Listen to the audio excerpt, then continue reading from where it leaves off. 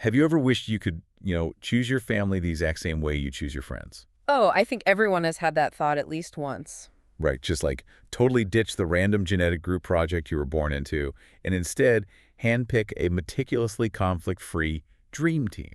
It's a very appealing fantasy. It really is.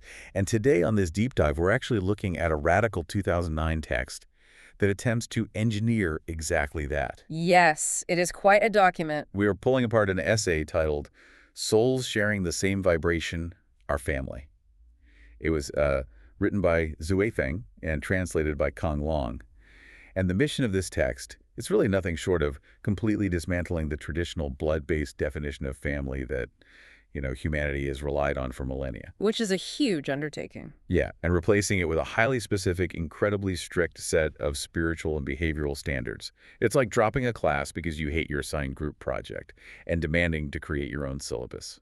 That's a great way to put it, because the author is essentially asking us to look at the foundational building block of society and just, throw it right out the window. Exactly. But before we can even understand what this new definition of family is, the blueprint he wants to use for the replacement, we first have to look at who is redefining it. Because he doesn't offer this redefinition of human relationships as, like, a casual piece of lifestyle advice. No, not at all. He asserts this staggering level of cosmic authority before he even gives you the rules. Yeah, the opening of the text really sets that stage. It begins with a direct quote from Jesus, actually from Matthew chapter 12, verse 50.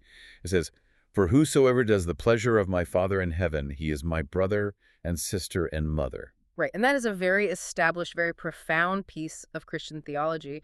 It sets the precedent that spiritual alignment supersedes biological ties. Because Jesus is literally surrounded by his biological family in that scene. Exactly, but he points to his followers and says, no, these are my true family. So the author uses this historical theological premise as a launching pad. He introduces the concept of the greatest creator, stating that anyone who lives in his will is family. But then, well, he takes an extraordinary rhetorical leap. Yeah, he writes, and I'm quoting this directly, "I am the embodiment of Jesus Christ in this era." I mean, wow.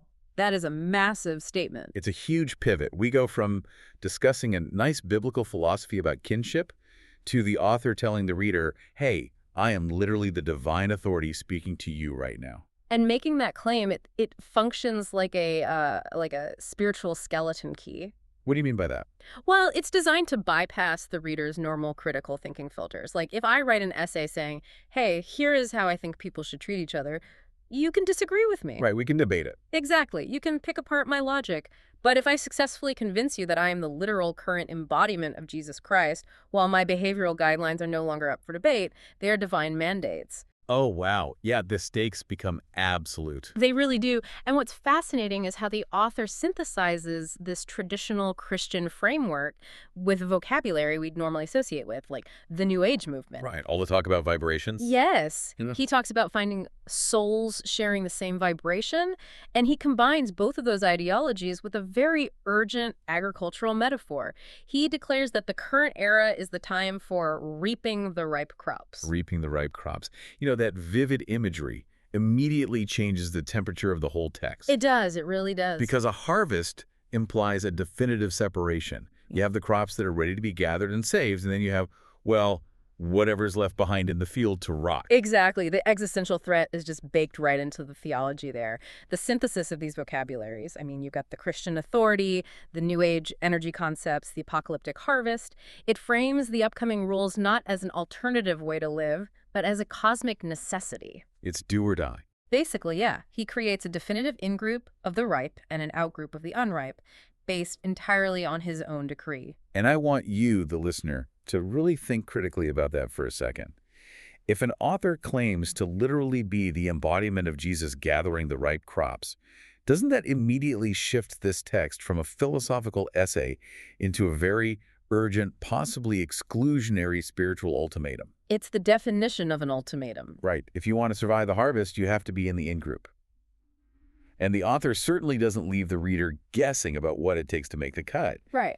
Because he provides an 8-point checklist. 8 very highly specific standards. Yes, absolute standards required to be considered part of this new vibrational family. And these 8 standards are essentially the filter for the harvest. When you analyze them, you can really see how they escalate. Yeah, they start off surprisingly normal. They do. They start with broad, almost universally appealing spiritual concepts, but they quickly drill down into granular, highly invasive policing of an individual's emotions and their daily interactions. Okay, so let's track that escalation. Right. Because the first tier of these standards focuses on cosmic or spiritual alignment. Right. To be family, the text says one must revere the greatest creator and walk on his way.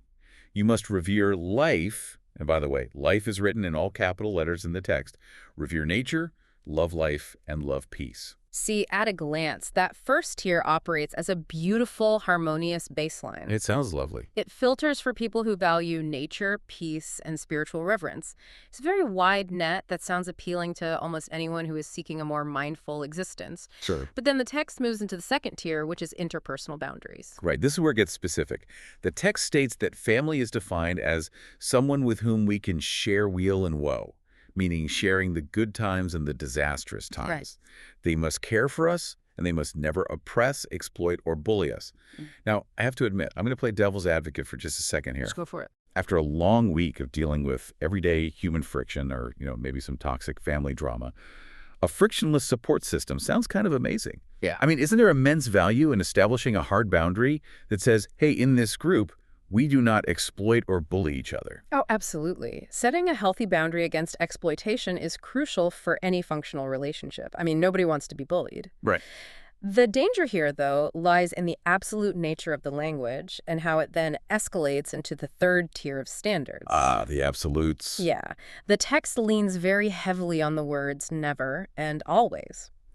Moving from do not bully to the subsequent communication standards reveals a huge shift. It goes from healthy boundaries to straight-up thought policing. That shift happens so hard in the communication standards because the text states that a family member is one who speaks gently. They never shout at us, Yeah. never complain, never laugh at us, never insult us, and never discourage us. Not even once. Never. Looking at this list, I mean, it feels less like a family and more like a strict terms and conditions agreement for entering a utopian social circle, or like a non-disclosure agreement for a high-control group. Yeah. You are legally bound, vibrationally speaking, to never complain. And that's a huge problem psychologically, because banning all negativity doesn't actually eliminate negative emotions. No, it just bottles them up. Exactly. It forces them underground. Think about the psychological mechanics of a rule that forbids complaining or discouraging someone. If you are deeply worried about a decision a family member is making, genuine care actually requires you to voice that concern. Yeah, I mean, if my friend is about to invest their entire life savings into a blatant pyramid scheme, I'm going to vigorously discourage them. I would hope so. I might even shout. But under the strict letter of these rules, doing so breaks the vibration and completely disqualifies me from being family. And you've hit on the exact paradox of these standards. The text demands that we share weal and woe, right? Meaning we share in suffering and tragedy. Yeah. But how can a person authentically share their woe if they are simultaneously forbidden from ever complaining or expressing frustration? You can't. It's impossible. It is. The text demands deep intimacy while totally outlawing the messy, flawed communication required to actually build it. Wow. And, it gets even more complicated in the standards regarding sacrifice and forgiveness. Oh, yeah. This part is intense. The text says a family member must forgive our mistakes, but simultaneously they must never quarrel or fight with us and always be willing to sacrifice their own interests for us. So you have to forgive mistakes, but you aren't allowed to argue about them. The psychological toll of living under that specific paradox is just immense. I mean, if someone wrongs you and you are forbidden from quarreling, what are your options? You just have to eat it. Exactly. Your only option is to instantly suppress your hurt and manufacture fake forgiveness. It creates an environment built entirely on toxic positivity. That sounds exhausting. It is. The text represents this profound desire to completely strip away all the chaotic, unpredictable aspects of human relationships. It is trying to engineer a completely frictionless reality. But, I mean, human beings generate friction simply by existing. We do. We are messy. Very messy. And that demand for toxic positivity, it really reaches its absolute peak in the final standards, which are all about joy. Right. It says a family member must bring happiness, joy, fun, and freedom. They must be close to us, but never harm us. So if we add it all up, You have to constantly supply joy, never complain, always sacrifice your own needs, and instantly forgive without arguing. You basically have to be an actor in your own life. You are constantly monitoring your own internal state. You'd be terrified that a bad mood or just a moment of genuine frustration will breach the contract. It breeds paranoia. Total paranoia. And, the biological family, for all its immense faults and complications, is inherently resilient because it is generally unconditional. That's a good point. You can have a catastrophic, screaming argument with your sibling, but they are still biologically your sibling the next morning. You don't lose your biological status just because you had a bad day. But this new family theory is entirely conditional upon perfectly maintaining these 8 standards. Yes. The moment you complain or fail to bring joy, you are in breach of contract. It's like you're constantly on probation. You have to be the perfect dream team member 24 hours a day, 7 days a week. And enforcing this level of round-the-clock perfection takes a massive, massive psychological toll. To convince someone to actually adopt this exhausting, highly monitored lifestyle, the author has to offer an incredible reward. Right. What could possibly be worth signing that kind of psychological NDA? Well, the text provides a very specific utopian promise, and this is the core thesis of the whole thing. Souls sharing the same vibration are family. Okay. And the author guarantees that when you find this vibrational family, you will experience the total eradication of negative human experiences. Let's actually look at the exact promises made in the text, because they are wild. It claims that when you are with this family, you will have no troubles or worries, you will never feel lonely or isolated, there will be no anxieties or fears, It's quite a list. 0 loneliness, 0 fear. That is a heavy, heavy promise to make to people. It targets the deepest, most universal human vulnerabilities. I mean, to understand why someone would trade the unconditional, messy reality of blood ties for the conditional perfection of vibrational ties, we have to really look at the pain points the author is manipulating here. What do you mean by manipulating? Well, we do not choose our biological families. It is just a roll of the genetic dice. And for many, many people, biological families bring deep trauma, unending conflict, or profound isolation. Yeah, that's the dark side of the biological group project. You might be permanently bound to people who misunderstand you, neglect you, or, actively harm you. The resilience of blood ties can sometimes just feel like a life sentence. Exactly. So by redefining family away from blood, which is fixed and often agonizing, to a hand-picked group of perfectly aligned individuals who share your exact vibration, the author is offering an escape hatch. A psychological sanctuary. Yes. He is providing a mechanism to fulfill the craving for absolute safety, for true belonging, and for a definitive end to the crushing weight of loneliness that so many people carry around every day. Which really makes me wonder, and I want you listening to think about the sheer relief promised here. How much of the appeal of this new family theory is just pure exhaustion? Oh, a lot of it. Right. Like the exhaustion of dealing with the heavy baggage, the historical passive aggression, the complex dynamics of traditional families. If an authoritative figure comes along and says, hey, you can leave all of that behind. Come over here to this harvest where we never argue, we never complain, and we only bring each other joy. I mean, that is incredibly seductive to a tired mind. It is the ultimate promise of a safe harbor. It offers a clean slate where your relationships are defined entirely by your current energetic alignment, not your historical baggage. Wow. And the text ends with a massive call to action based entirely on this promise. Shifeng urges the reader to completely redefine the traditional blood relationship family. He wants us to actively build up this new family theory and to gather more of these vibrational families as we go through the journey of life to make the future, as he says, blessed and beautiful. So he's effectively telling the reader, don't just survive your biological family.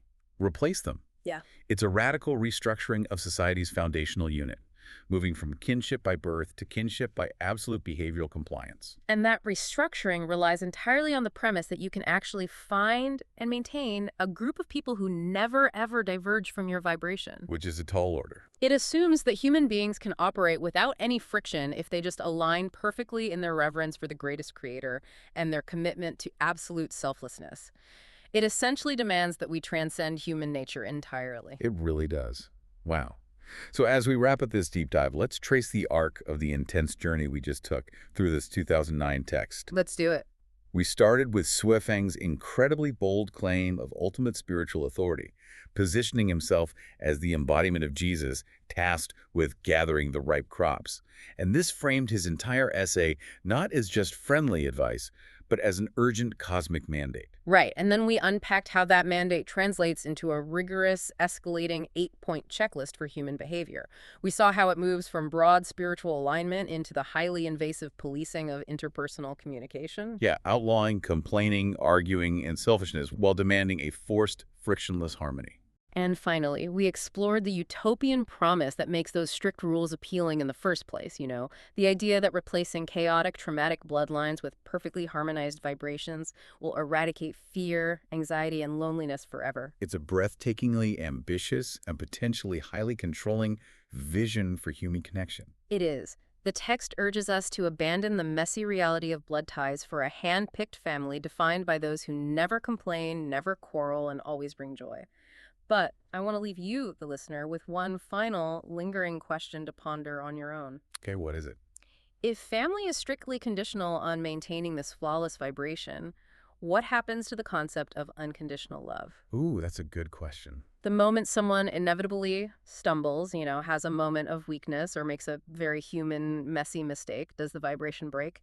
And in that moment of imperfection, do they instantly cease to be family? Yeah, if the dream team kicks you out the second you drop the ball, were they ever really family at all? Or did you just trade a messy, pre-assigned group project for a performance review you can never ever fail? It's a heavy thought. It's a heavy thought to carry with you. Thank you for joining us on this deep dive. Keep questioning the definitions of the world around you, and we'll catch you next time.